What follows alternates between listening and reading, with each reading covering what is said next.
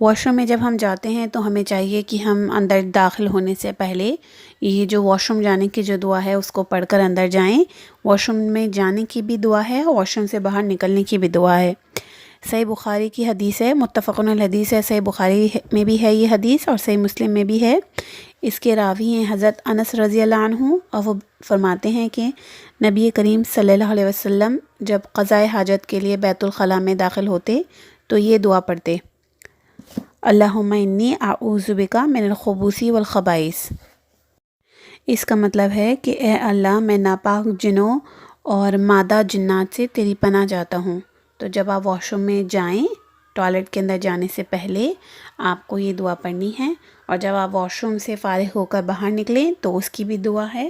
ابن ماجہ میں ایک حدیث ہے اور اس حدیث میں آتا ہے کہ واش روم سے جب ہم باہر نکلتے ہیں تب ہمیں کیا پڑھنا چاہیے۔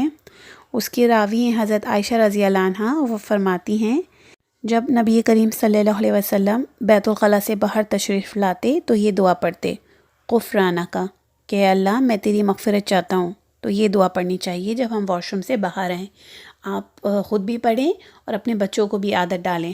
آپ کیا کر سکتی ہیں کہ واش روم سے تھوڑا دور جو ہے وہ ایک پیپر پہ پرنٹ کر کر باہر لگا دیجئے کسی دیوار پر جس راستے سے وہ واش روم جاتے ہیں، تاکہ جب راستے میں جب وہ جائیں واش روم کی طرف تو ان کی نظر پڑے اور پھر ان کو خود سے یاد رہے اس کو پڑھنا کہ واش روم میں جب جا رہے ہیں تو اس کی دعا ہے۔